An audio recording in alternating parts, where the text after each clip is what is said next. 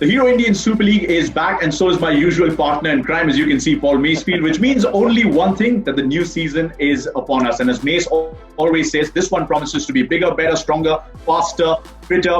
But that's not all. Obviously, the pandemic situation has meant that the top division of football in India has returned, but will not have any fans in the stadium. The teams will stay in a biosecure bubble, and we're going to miss the fans. But the whole league will be held across the state of Goa in 3 stadiums. ATK and Mohun Bagan have joined hands, and that's the biggest news coming through. So they will come together as one entity. That's not all, because their traditional rivals, the powerhouses of Kolkata, SC East Bengal, have also joined the fray. And along with that, the big news coming through is that we've got the fixture list coming at you. So Mace, without further ado, before we look ahead to this season, let's look back at the season that was. Your fondest memory from the season gone by. Oh my goodness, you really throw me on the spot there, haven't you? There was plenty, wasn't there? I think what we saw there, I think what we saw with Christian and Williams was a big thing, and the link up that they had at ATK, and the importance that those two players played. That was unbelievable and massive for me. And you've got to turn around, and we do have to highlight Chennai, the way that they'd started the season under John Gregory. He left, then all of a sudden Owen Coyle came in. A little bit more about him later on, but boy oh boy didn't he make a difference last season to Chennai. And I think it was a good season. I think it has got better. The pace has been injected into it. Obviously Goa winning the Shield, which they did, being the league champions at the end of the league stage of the competition, was absolutely outstanding, and good luck to them in their future endeavours when it comes to AFC. But for me, the season as a whole, the likes of Boomu, they set us alight, didn't they? You know, Gurpreet in goal, winning the Golden Glove, Valskis, Beche, you know, with the amount of goals that they scored. I mean, there was absolutely plenty to talk about last year, and that's the tip of the iceberg, because as you've mentioned, with the big powerhouses coming in and joining this year, ATK and Mohun Bagan obviously joining themselves together, and of course SC East Bengal coming into the league. I mean, that is massive news, and it bodes well for season 7. I can't wait for it to get started, but obviously the changes due to the pandemic mean it'll be a very different season, Mason. I mean, what can we expect? Because you don't expect the intensity to drop in any way, despite the fact that there won't be any stadium attendance as far as fans are concerned. I'll tell you what to expect, Anant. Expect the unexpected. Yeah, that's true. It's as simple as that, because it's neutral now. The best thing is that fans can catch all the action throughout the whole of the season. There's going to be loads of debates, loads of talking points, loads going on that they can watch. Yeah, but there's lots been done by the league for all the fans to know. There are medical safety protocols that are being put into place. The teams are being looked after. We've already mentioned that there'll be 3 stadiums, and every team has a designated home ground. So there will still be a semblance of a home and away fixture for them. There's also a lot of fan activation that's going on in terms of virtual attendance in the stadium, a fan wall as well. I'm really excited to see all that and how that whole piece comes together, because a league as big as, say, the IPL did not happen in India, but the ISL will now have a lot of eyes on it because of the fact that it's happening right here in our neck of the woods. It's a massive statement, Anant, and it's the trust in football as well to carry that torch and to be the bearers of what's going to happen with sports in India in the future. So there's a lot of trust, a lot of responsibility that have been given by the government authorities to football. And it's up to football to make sure that they continue it and do it in the right way. I'd like to get your thoughts on this one first. All the clubs are staying in Goa within a distance of 1.5 hours from the stadiums, which means players get more time to recover as compared to other seasons. Yeah, it's going to be vitally important, because it's going to be a long season. As you've mentioned, there's more matches this year, but they've got to add in and build in a little bit of extra rest for the players. It's going to be tough the way that they've had to do their pre-season this year, so that rest will come in handy for them. Also, the training pitches come in, because every club has dedicated training pitches, which they do not share with any club, which will not just allow them to train at their convenience in the pre-season, but also during the course of it. So as you can see, plenty of changes there. But don't forget, matches kick off at 7:30 and doubleheader on Sundays, with the first match at 5 p.m. Right, let's jump to the fixture list now, beginning with round number 1. It's now become almost like a showcase. We know what's coming down with Kerala Blasters. It's going to be really intriguing and very, very interesting to see them going up against, the reigning champions, ATK Mohun Bagan. So those two sides going head to head. Well, they got turned over twice last year, didn't they, ATK? Of course, Elko Shatori was in charge of KBFC. The 4th time that these two sides will have the opening round and the opening match in the Hero ISL. It's going to be intriguing because Kerala Blasters have changed a lot of their players. ATK have strengthened, and I've already mentioned the likes of, a Williams and a Krishna being in there, but the introduction as well of Sandesh Jingan could just shore things up at the back, along with the likes of Sumit Ratti, the youngster that came through last year, Prabir Das, that was really, really exciting and gave us so much joy last year. All right, on that note, let's hear from the man who goes by the name of Minister of Defence for the Indian national team, but has now switched sides from Kerala Blasters to ATK Mohun Bagan, Sandesh Jingan. For me, as a professional footballer, now I'm in ATK Mohun Bagan, and this is my home, this is my family, this is where my soul is now, and I'll do everything to get the job done with the team. And also, of course, it has that hype thing that's going to be ATK Mohun Bagan versus Kerala, me being here and there. But for me, as a footballer, it's just another game, and give my best, stick to the system, do what the coach wants me to do, and get the job done, get the 3 points, and move on from there. The Hero I-League title-winning coach Kibu Vicuña will now be in charge of Kerala Blasters FC, and this is what he had to say. Each competition is different, every league is different, and every season is different. We have the advantage that we know how to do it, and try to succeed and get the objectives. Of course, we have to play a good season to do a good job, and it's going to take time. And now we are in the pre-season, and we have to go step by step in order to win and to get our objectives. There's so many subplots as always. Sandesh Jingan, yes, the coach as well. But apart from that, just the fans, and these are two of the most well-supported sides in the whole of Indian football. There will be, and I can't wait to see what social media provides for us, because it'll be a wash of yellow and a wash of maroon and green as well, because the fans will be out in force. There's no doubt about that. Even if they're at home or in the groups that they're allowed to be in over there in India, getting around the televisions and watching these games. So it's exciting times from that point of view, that at least all eyes are going to be on that opening fixture. Right, so that's as far as the first fixture is concerned. The next one comes in the form of the Highlanders, who are going up against the Islanders, led by Sergio Lobera. Then there's the finalists of Season 5 going up against each other. That's a mouth-watering prospect. Then Odisha FC are in action for the first time in Season 7, taking on Hyderabad FC. Strikers have swapped, so that's an interesting subplot in there. One of the most familiar names and faces in the Hero Indian Super League, Marcelinho, might have moved from Hyderabad FC to Odisha FC, but he can't wait to get started. Antano is a typical number 9, very clever, very intelligent. I like how he scored the goal, and I think it will be very good match to watch against Hyderabad. It's a very funny fact that we changed team. I came to Odisha, he moved to Hyderabad, and I wish him not to score against me, but very good season ahead. It will be a very nice match to watch against Hyderabad. Then we move to 24th of November, where we get JFC up against the two-time champions Chennai FC. Mace, I'm sure you'd want to talk about this one, because Owen Coyle has switched sides, and so has Nereus Valskis.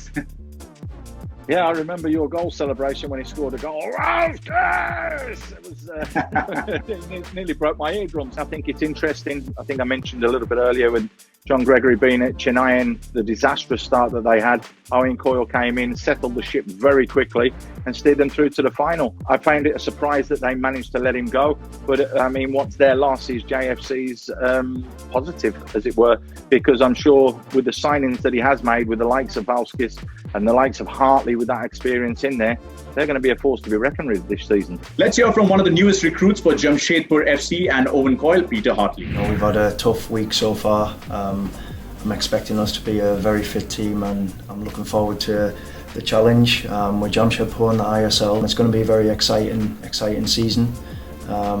With regards to the gaffer, I've played against these teams in the past, extremely fit, enthusiastic, play very good football, so I'm honoured to be part of the process to help this club move forward and improve. That's just the first round of fixtures, then beginning with Kerala Blasters and ATK Mohun Bagan, and ending with Owen Coyle taking on his former side. Move to round 2 now. The first one stands out on the 25th of November, because there's a little matter of Sergio Lobera, who's left Goa, will be in Goa, but in charge of Mumbai City FC. How do you look at this one?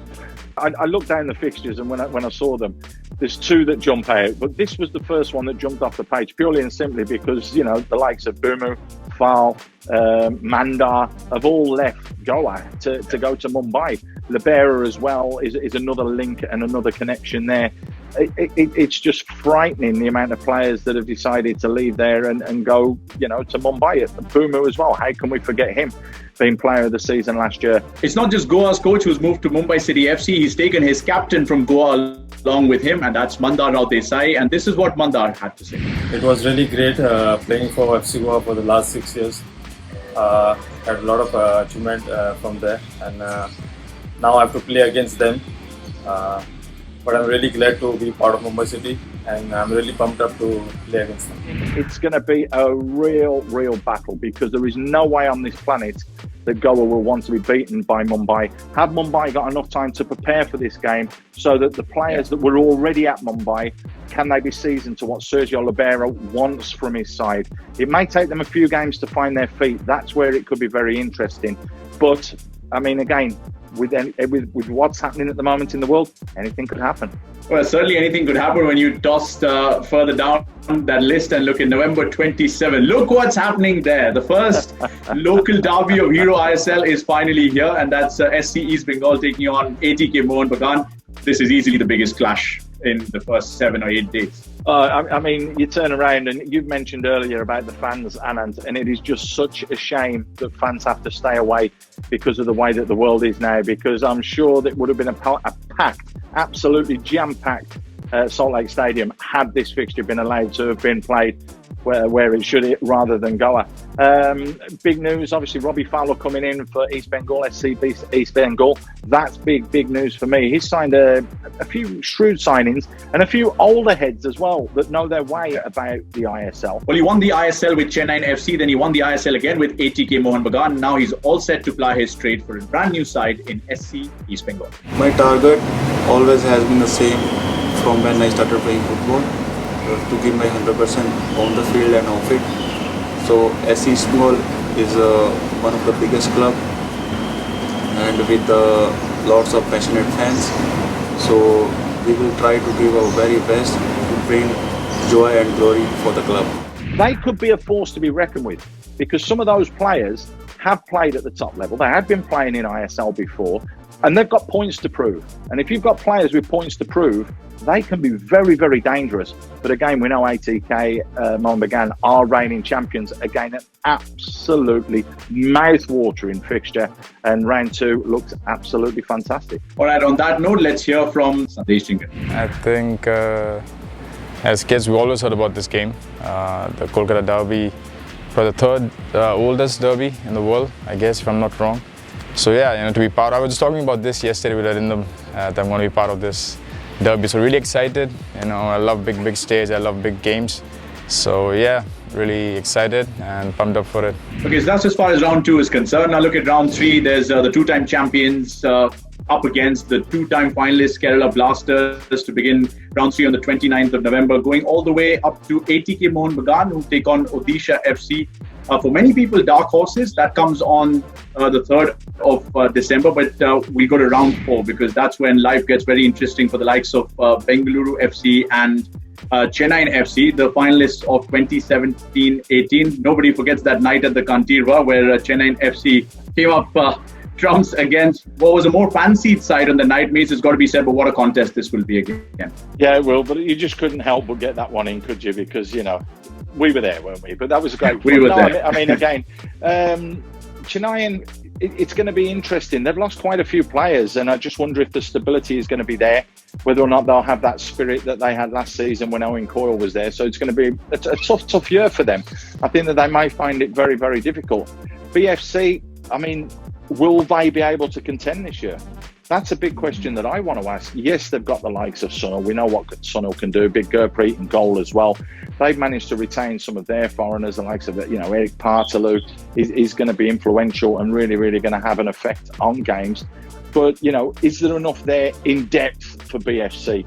It could come to the fore here, because players will get injured and very early on in the season as well, because of this pandemic and pre-season training. So, you know, an intriguing fixture in round 4. Let's hear from one of the young players that stood out for Bengaluru FC last season, Suresh Wangja. I'm really happy because last season I've got a lot of chance, which I was not expected. And the worst part is BFC has always win a trophy, and we have not win any trophy last year. So all the players, staff, and the fans, we are really hungry to win the trophy, and everyone is working hard. Like these 3 weeks, everyone is giving their 100% on the ground, and we are really looking forward to this season. The northeast of India, there'll be Northeast United taking on SC East Bengal, and then further down that list there's a nice interesting one between FC Goa and Kerala Blasters. In round 5 again, BFC are in action against Northeast United. Further down the list there's Sergio Lobera's Mumbai taking on Chennai FC. Which one stands out for you, Mace, over here? I think OFC, Odisha, against Goa. They never start incredibly well, Odisha, or they didn't, but they've always got stronger as the season's gone on. Now the question is Goa at the same levels that they were last season? That we'll have to wait and see. They've lost a lot of their players as well now, but you turn that around, Odisha, as you mentioned, Anant, and I don't know whether you saw, but I was nodding when you turned around and said they could be dark horses. I absolutely 100% agree with you that they could cause a few shocks this season. You jump to round 6, and that has the Highlanders. The Highlanders have been bottom dwellers for a while. They want to prove a point or two this time. They've had to literally revamp and rebuild every single time, and now they're up against the 2-time champs in Chennai to begin round 6. The intriguing thing is just 3 wins in 12 matches. CFC have their poorest record against Northeast in the ISL. And that stands out as the biggest reason why anybody would want to watch this. It's a very, very interesting one, because I think that Northeast this season have gone about their business again below the radar, haven't they? They haven't really been overly flash with what they're doing and who they've brought in. I think the big news for me is that Gallego has come back for Northeast United. Again, when it comes down to Chennai, can they turn last season, or can they continue what they did last season? And can they make sure that everything's turning and pulling in the right direction this year? Intriguing fixture, that one. You look further down as well, BFC against Kerala Blasters. That's another tough game for both of them. And again, you go down to the bottom one, Anant. ATK Mohun Bagan against FC Goa. You've got the champions of ISL 6 against the league winners of ISL 6. Another intriguing game. Round 6 is definitely one to keep hold of and keep a good lookout for. Just take a few steps back, Mace, and BFC taking on KBFC. There's always a lot of spice in this. It's not just because of the West Block Blues getting involved with Manya Para. This is a battle as much on the pitch as it's been off it. Yeah, no fans in the stadium, but this one will be watched keenly by both sides in blue and yellow. Yeah, but you know what's going to happen. Social media is going to go mental, because those two can't help themselves, can they? When these two play against each other, they do have a little bit of a ding-dong. They do have a little bit of a battle on social media. And again, it's there for the fans. And it's always good that the fans are that vocal and that much behind their own teams. So long may that continue. It's the start, it's the start of rivalries, and that's what's important here, is that that banter, those sort of things really do add to football. He might have swapped sides from Bengaluru FC to Kerala Blasters FC, but Nishu Kumar is always one to watch out for. This is what he had to say. KBFC is a very big club, and one of my wish to sign KBFC. So finally I got that chance, so I took that, and I am very happy. Okay, I'll jump straight to round 7. FC Goa against Chennai FC. I mean, how many battles have they fought when it was in the business end of the ISL? Just last time around, FC Goa were the more fancied side till Owen Coyle's side produced the magic in the playoffs, wasn't it, Mace? Yeah, I think we all fell off our chairs, didn't we, Anant? It was very much a surprise to us all. Obviously, the bear had left when we got to the playoffs last year, and FC Goa just couldn't push it across the line. Were they complacent? This is the big question, because they'd won the league last season at the league stage of the competition. And did they take their foot off the gas? I believe they do. And there are still some players there at Goa that may want to prove a point or two this season. So we may see that transpire. Most played fixture, most goals scored in this fixture, most wins against a team for both sides. Can't wait for this one. And it's a while away, but that's what's exciting about this season. Round 7. FC Goa taking on Chennai FC. Let's hear from Chennai FC speedy winger Lalan Zuala Changte. It's hard to describe how the season is going to be. All the players have been working really, really hard during lockdown, and even harder since we came together in Goa. So I think everything is positive, and I hope we can continue the hard work, and we have to be focused and do everything possible to win the title back. Round 8 now. The champions of season 6, which is season 2019-20, ATK Mohun Bagan taking on the champions of the season before, Bengaluru FC. Big one. Massive. You like that, don't you? Oh, it's a massive game. I mean, you know, we're not talking about small teams here. We're talking about big teams that have invested heavily in their sides as well. And, you know, you're talking about the heavyweights coming together, and it's what everybody wants to see. So there's no question, no doubts about that. You know, Habas coming back, proving that it wasn't just a fluke in season 1, that he can do it again. And that's exactly what he did with ATK last season. Right, on that note, let's hear from the two-time Hero ISL winning coach, Antonio Lopez Habas. Now is the time for building a good team, competitive team, and after that we have to compete to see what is the level to the opponent, because in ISL every season change a lot of players, and it's very difficult analyze what is the performance or what is the possibility of each club. Been at loggerheads right from BFC's inception, and 5 of BFC's biggest losses have come against Mohun Bagan. Yes, they might be ATK Mohun Bagan now, but Bengaluru know exactly what they're up against every time they go up against this side. Just on a footnote, Anant, that was the best goal I've seen in Hero ISL history, you know, when Miku hit that free kick at the Salt Lake. Yeah. Oh, God. I mean, that was this same fixture. So hopefully we'll get something like that in round 8. ATK Mohun Bagan, Bengaluru then to kick off proceedings in round 8. But further down that list is another interesting and intriguing rivalry between Jamshedpur and FC Goa. And it's been brewing since that famous Super Cup where there were a couple of sendings off. Is that how you say it, Mace? Couple. I think there was a few more than that, wasn't it? I mean, that one got very, very tasty.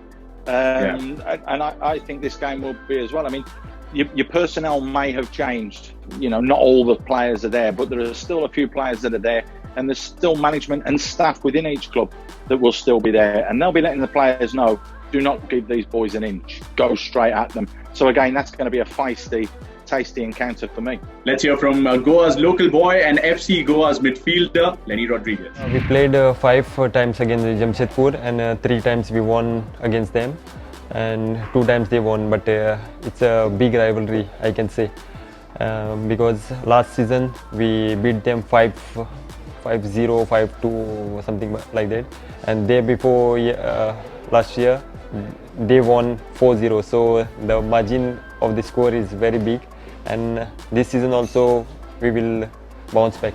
6 red cards, no less. That picture stood out. Hopefully there'll be 22 men on the pitch when that ends, but it promises to be exciting. Round 9 then, Bengaluru again kicking off things here against Jamshedpur FC. The last time they faced up against each other in Jamshedpur, I remember it was a story of denied by the doorman, where both the goalkeepers had an absolutely cracking game, Gurpreet and Subrata. Since then, Subrata's moved on as well. HFC, FC Goa further down that list. But Chennai FC versus ATK Mohun Bagan, would that be the one that you look out for here? Or any others down the list? It's an intriguing one, but I don't know why, but Mumbai versus Kerala has just jumped out, and it does just jump out because, if I'm not wrong, we always get goals in that game. And there's always incidents in that game when Mumbai City take on Kerala Blasters.